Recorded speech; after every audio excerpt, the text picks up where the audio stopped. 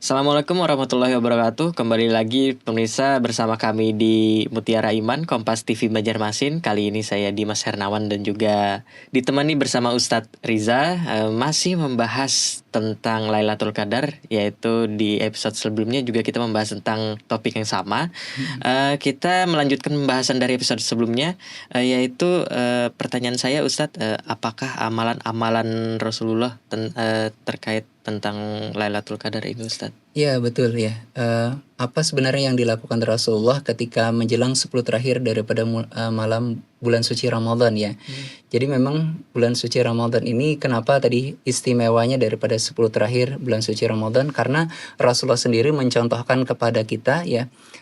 Aisyah radhiyallahu anha pernah mengatakan ya, karena Rasulullah Shallallahu Alaihi Wasallam yajtahidu fil ashril awakhir min Ramadan. Bahwasanya Rasulullah Shallallahu Alaihi Wasallam itu bersungguh-sungguh pada malam terakhir daripada bulan suci Ramadan ya. Mala yajtahidu fi ghairi. Di mana kita tidak bisa menemukan Rasulullah bersungguh-sungguh selain pada malam itu gitu ya. Jadi pada 10 terakhir Rasulullah benar-benar bersungguh-sungguh untuk melaksanakan ibadah gitu ya. Termasuk amalan-amalan apa sih sebenarnya yang dilakukan oleh Rasulullah ya ketika menjelang daripada 10 terakhir bulan suci Ramadan ini. Di antaranya yang kita sampaikan sebelumnya adalah memperbanyak doa, yaitu Allahumma innaka afuun karim tuhibbul afwa fa'fu anni. Ya Allah, sesungguhnya Engkau adalah Maha Pengampun ya, yang suka mengampuni, maka ampunilah segala dosa-dosaku. Jadi kita memohon ampunan ya pada malam yang disebut dengan Lailatul Qadar ini ya, yang tidak tahu pada malam berapa karena sifatnya misteri. Maka kita selalu meminta ampun dan memohon ampun supaya diampuni segala dosa-dosa kita. Kemudian yang kedua, amalan dari Rasulullah Sallallahu Alaihi Wasallam, beliau suka sekali beriktikaf di masjid ketika menjelang 10 terakhir bulan suci Ramadan. Karena ya'takifu Rasulullah sallallahu alaihi wasallam fil ashril awakhir min Ramadan. Bahwasanya Rasulullah sallallahu alaihi wasallam suka beriktikaf pada malam ataupun pada 10 terakhir daripada bulan suci Ramadan. Dan ini kemudian diikuti oleh istri-istri beliau. Termasuk kita sendiri pun kan, ulama-ulama kita mengajarkan untuk beriktikaf pada 10 terakhir bulan suci Ramadan.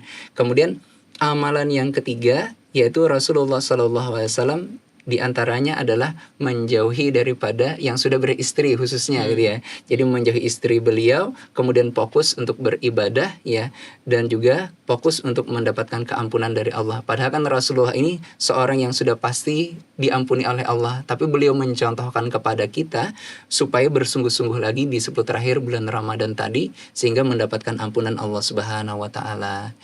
Nah, itu beberapa amalan terkait daripada yang dilakukan oleh Rasulullah SAW pada 10 terakhir bulan suci Ramadan. Baik Ustadz, untuk tadi kan yang dilakukan Rasulullah itu salah satunya beriktikaf ya.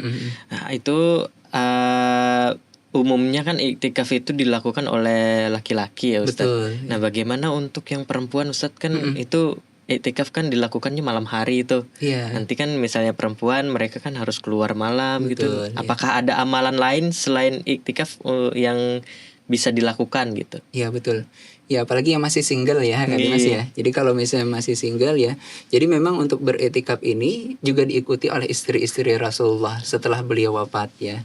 Jadi memang kalau untuk beriktikaf ya, kesulitannya adalah mungkin ya kalau malam hari keluar malam ya, maka tadi Rasulullah mencontohkan agar jangan sendiri saja. Coba aiqazah lah, bangunkanlah keluargamu, ajak keluargamu juga ya, supaya bersama-sama kita beribadah pada malam yang disebut dengan malam Lailatul Qadar tadi. Jadi tidak kita sendiri saja, tapi ajak orang-orang terdekat supaya juga mendapatkan keuntungan pada malam yang disebut Lailatul Qadar tadi gitu ya.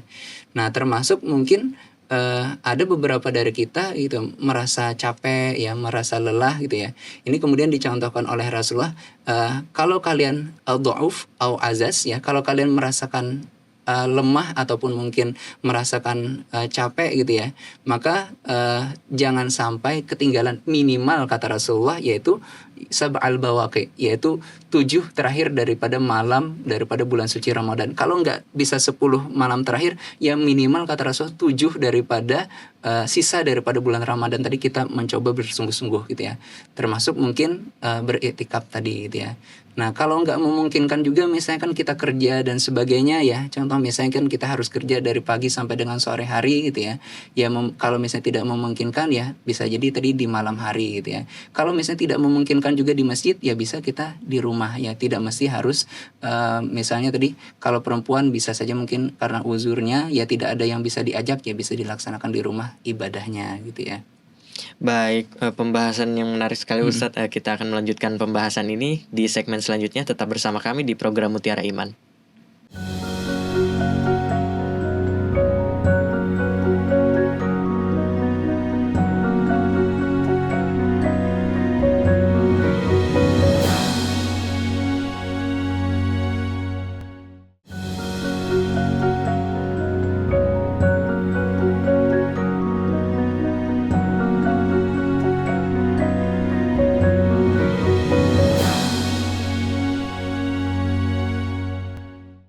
Baik pemirsa, kembali bersama kami di program Mutiara Iman bersama saya Dimas Hernawan dan juga Ustadz Riza. Kita masih membahas tentang Lailatul Qadar. Ustadz, pertanyaan saya selanjutnya itu tadi kan dijelaskan bahwa kita beriktikaf ya. Bagaimana jika misal kita selama iktikaf itu tertidur atau tidur gitu, ketiduran gitu. Itu bagaimana Ustadz? Ya, bagaimana kalau beriktikaf terus ketiduran ya? Tidur kan beda dengan ketiduran ya. Jadi sudah niatnya beriktikaf tapi tiba-tiba ketiduran gitu ya karena mungkin kecapean dan sebagainya gitu ya.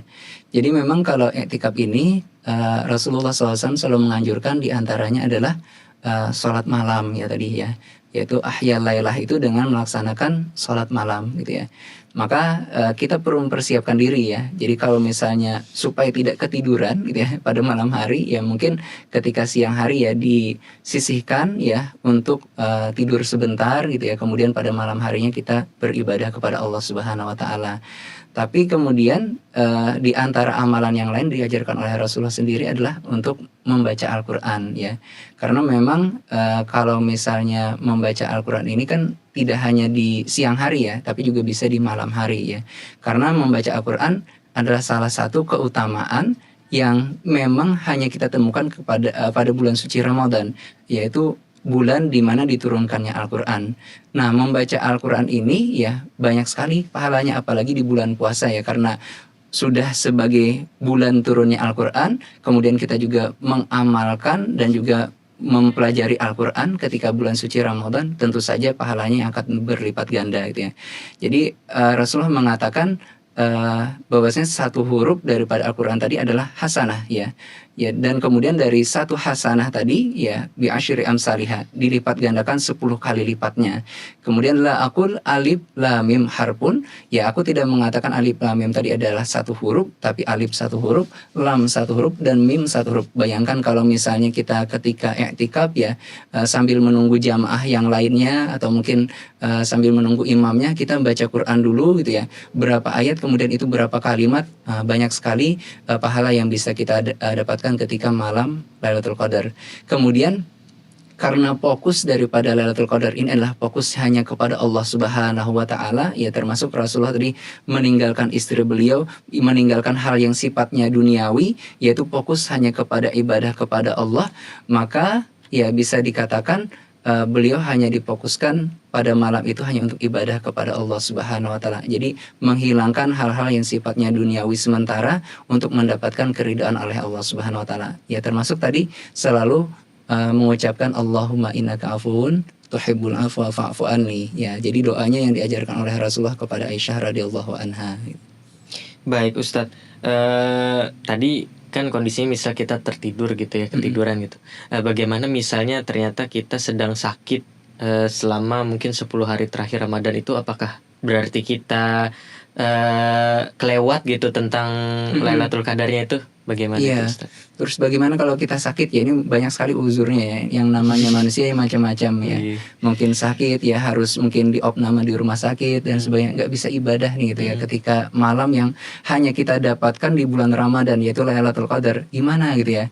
Jadi menanggapi hal ini ya kata Rasulullah tadi, kalau kalian azaz ataupun dhauf ya, kalau kalian itu lemah atau mungkin tidak mampu gitu ya, maka ya mudah-mudahan bisa ya pada sab'al bawaqi, yaitu pada 7 malam terakhir tadi. Tapi kalau tidak memungkinkan juga, maka ibadahnya bagaimana ya? Termasuk mungkin tadi kalau nggak bisa sholat malam ya mungkin kita berbaring ya, kan kita selalu ada uzurnya, nggak bisa sholat berdiri maka lakukanlah dengan berduduk. Kalau nggak bisa duduk juga, sholatlah dengan berbaring. Jadi masih ada kemungkinan-kemungkinan dengan uzur yang kita miliki untuk tetap beribadah kepada Allah Subhanahu Wa Taala. Termasuk kalau nggak mampu juga ya, cuman bahkan ada orang yang susah untuk mengucapkan ya mungkin karena stroke dan sebagainya, tidak bisa mengucapkan kalimat doa pada malam ini, maka bisa di dalam hatinya, ya Allah ampunilah aku pada malam yang mulia ini gitu ya. Jadi selalu berdoa karena kesempatan itu hanya kita dapatkan setahun sekali, yaitu bulan Ramadan ini ya. Tidak kita dapatkan lagi nih tadi Mas ya, selain bulan suci Ramadan ya. Jadi kita benar-benar memanfaatkan waktu ini dengan sungguh-sungguh gitu ya. Baik, Ustadz Riza, tadi kan juga kita mendengar bahwa doa yang diajarkan oleh Rasulullah kepada Aisyah itu ada kalimat yaitu afun ya. Ya ampun. Itu artinya meminta maaf, meminta ampun ya Ustadz ya. Allah itu maha pemaaf. Oh, ya, maaf, ya, oke. sungguh Allah itu maha pemaaf. Baik, pertanyaannya adalah kenapa Rasulullah itu mengajarkan bahwa kita harus meminta ampun, kenapa tidak meminta rezeki atau meminta kesehatan seperti itu Ustadz? Ya, kenapa tidak meminta rezeki dan kesehatan? Karena memang yang utama ya dalam diri manusia tadi adalah mendapatkan keampunan oleh Allah Subhanahu Wa Taala. Nah, ketika orang mendapatkan Lailatul Qadar, lagi-lagi ya, kalau misalnya tanda-tanda orang mendapatkan Lailatul Qadar, biasanya ya karena dia memohon ampunan. Orang yang mendapatkan ampunan dari Allah ini selalu dekat dengan kebaikan. Maka ketika Allah tadi memberikan ampunan kepada dia, termasuk mungkin keberkahan hidup ya. Jadi kalau misalnya dia sungguh-sungguh ya menyesali dosa-dosanya dan sebagainya pada malam yang disebut Lailatul Qadar tadi, maka bisa dikatakan dia sebagai golongan orang yang baik. Nah, golongan orang yang baik tadi selain mendapatkan ketenangan, rezekinya nanti juga akan dijamin oleh Allah Subhanahu Wa Taala karena sudah yakin dengan sungguh-sungguh memohon ampun kepada Allah Subhanahu Wa Taala, imanan wahtisaban, dengan penuh keimanan dan juga dengan penuh pengharapan. Maka yang hal-hal yang lain insya Allah akan ngikut tuh, rezeki ya, termasuk mungkin jodoh ya dan sebagainya ya, insya Allah akan dijalankan dan itu sesuai dengan takdir yang ditentukan oleh Allah Subhanahu Wa Taala ke depannya ya, dengan harapan dengan kebaikan tadi gitu. Oke, baik, terima kasih penjelasannya Ustadz. Kita akan melanjutkan pembahasan tentang Lailatul Qadar ini di segmen selanjutnya, yaitu di program Mutiara Iman. Tetap bersama kami.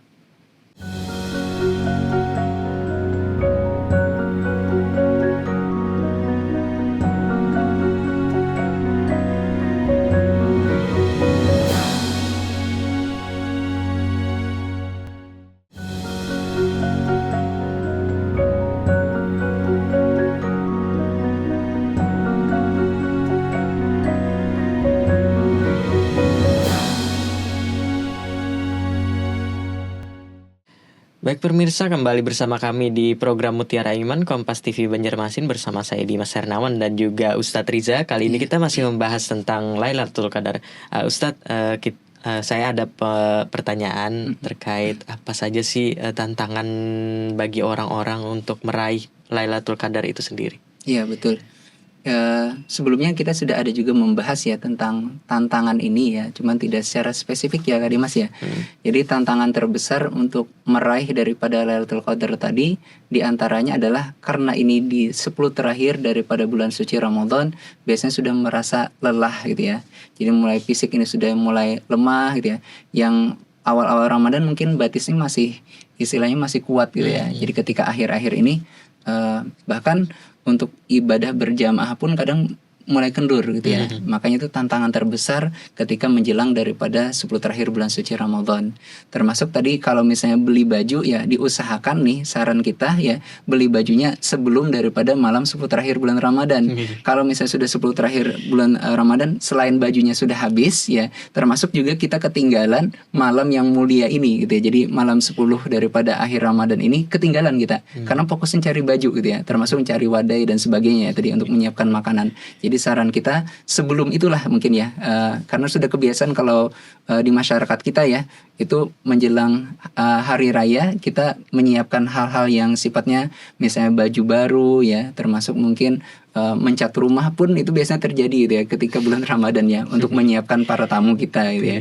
Nah itu tantangan yang terbesarnya. Nah tantangan yang ketiga, apalagi generasi Z dan milenial sekarang ya gitu ya, kita lebih banyak mungkin fokusnya kepada gawai kita ya, HP kita, gadget kita, media sosial dan sebagainya, sehingga kita fokusnya tadi ya tidak lagi untuk beribadah ya. Bahkan mungkin kita melihat sekarang tadarusan sendiri, yang lain baca Quran ya, yang satu lihat HP gitu ya. Padahal biasanya tadarus ini saling belajar bersama-sama untuk membaca Al-Quran gitu ya, termasuk untuk memahami isinya apa dan sebagainya gitu ya. Jadi tantangan terbesar ketiga adalah gadget kita ya gitu ya, yaitu media sosial. Jangan sampai mungkin bangun tidur ya kemudian mau tidur juga gadget juga gitu ya. Jadi 10 terakhir ini coba kita sisihkan dulu gitu ya, media sosial dan sebagainya, kita fokus untuk ibadah. Karena nggak mungkin lagi kita bisa kembali ya kalau misalnya kita tidak diberikan kesempatan selain di bulan Ramadan ini gitu ya. Itu tantangan terbesarnya. Nah lantas selain tiga tantangan tadi ya, tentu saja banyak hal yang biasanya menghalangi seorang untuk mendapatkan Lailatul Qadar, termasuk mungkin keinginan diri kita sendiri untuk beribadah tadi ya, karena tidak tahu ya, sahabat-sahabat kita ini tidak tahu keutamaan daripada Lailatul Qadar yang cukup mulia tadi, maka akhirnya kita juga ketinggalan untuk beribadah pada malam 10 terakhir bulan Ramadan ini. Sebenarnya ya Allah Subhanahu wa taala sendiri pun tidak membatasi apakah hanya untuk orang ahli ibadah ya, apakah orang awam juga bisa mendapatkan Lailatul Qadar ya. Apalagi dalam ajaran Rasulullah tadi adalah malam ini adalah diampuninya dosa-dosa ya. Karena Allah tadi Maha Pemaaf, berarti orang yang bersalah pun ya, jadi yang memiliki dosa yang banyak pun bisa diampuni pada malam yang disebut Lailatul Qadar. Maka kesempatan inilah kita gunakan sebaik mungkin untuk mendapatkan ampunan dari Allah Subhanahu wa taala. Jadi seperti itu ya, Adi Mas ya. Baik, berarti bukan hanya orang yang ibaratnya paham agama saja ya. Iya, betul. Bahkan orang-orang yang mungkin sering melakukan dosa juga bisa mendapatkan pengampunan di malam ini ya. Iya, betul. Oke, mungkin yang terakhir Ustadz, apakah ada pesan dan kesimpulannya terkait pembahasan kita hari ini? Iya, betul ya. Sedikit menyambung mungkin tadi tentang orang yang awam pun juga bisa mendapatkan Lailatul Qadar ya, dengan keimanan dan juga pengharapan yang penuh dengan pengharapan ketika malam yang disebut Lailatul Qadar tadi, maka ampunan dari Allah Subhanahu wa taala bisa ia dapatkan. Cuman lagi-lagi ulama kita menjelaskan yang dikategorikan dosa bisa diampuni ini adalah dosa-dosa kecil ya. Kalau dosa besar ya tetap harus dengan taubat kepada Allah Subhanahu wa taala ya. Nah, kesimpulannya yaitu daripada Lailatul Qadar ini adalah kita ingat kembali ayat suci Al-Qur'an di mana Allah Subhanahu wa taala mengatakan, Bismillahirrahmanirrahim. Inna anzalnahu fi lailatul qadar wa ma adraka ma lailatul qadar. Sesungguhnya kami turunkan ya Al-Qur'an itu pada malam yang disebut dengan Lailatul Qadar ya. Nah, kesimpulannya yang sering kali dari masyarakat kita, apakah sama gitu ya antara Lailatul Qadar dengan nuzulul Quran. Nah, itu mungkin satu hal yang menarik ya ketika kita bahas. Memang kalau nuzulul Quran biasanya terjadi pada tanggal 17 Ramadan. Dan ini sesuai dengan ayat Al-Quran, Syahrul Ramadan unzila fihil Quran ya. Jadi pada bulan Ramadan diturunkannya yaitu Al-Quran. Nah, sedangkan malam yang disebut Lailatul Qadar ya, sebagaimana ciri-ciri yang disampaikan oleh Rasulullah, itu terjadi pada 10 terakhir daripada bulan suci Ramadan. Jadi pada hakikatnya sama-sama turun Al-Quran, tapi secara tradisi ya 17 Ramadan dikhususkan sebagai malam nuzulul Quran, tapi kalau malam yang disebut Lailatul Qadar terjadi pada 10 terakhir daripada bulan suci Ramadan. Nah, itu mungkin perbedaannya antara nuzulul Quran dan juga Lailatul Qadar tadi. Nah, kemudian daripada ayat ini ya, kita lanjutkan dari surah Al-Qadar tadi ya. Wa ma adraka ma Lailatul Qadar. Apakah kamu mengetahui apakah itu yang disebut dengan Lailatul Qadar? Lailatul Qadar khairum min alfi syahrin. Malam yang disebut dengan Al-Qadar ini adalah yang lebih baik daripada 1000 bulan. Nah, banyak daripada kita mungkin umurnya tidak memungkinkan bisa sampai dengan 1000 bulan ya. Maka dengan ini ya, mungkin yang masih muda-muda nih, kapan lagi kita bisa mendapatkan kebaikan lebih daripada 1000 bulan, kecuali yaitu di malam yang disebut dengan Lailatul Qadar. maka marilah kita sama-sama yuk ya, kita beribadah kepada Allah Subhanahu wa taala dan juga memperkuat diri kita beribadah pada malam 10 terakhir daripada bulan suci Ramadan. Mudah-mudahan kita semua dimudahkan ya, dan juga diberikan kesempatan bertemu lagi di bulan Ramadan selanjutnya. Amin ya rabbal alamin. Itu mungkin dari kita, terima kasih ya. Baik, terima kasih atas penjelasannya Ustadz dan atas topik menariknya kita hari ini, yaitu tentang malam Lailatul Qadar. Terima kasih Ustadz Riza sudah hadir di Kompas TV Banjarmasin. Saya Dimas Hernawan dan seluruh kru yang bertugas mengucapkan terima kasih. Assalamualaikum warahmatullahi wabarakatuh. Waalaikumsalam warahmatullahi wabarakatuh.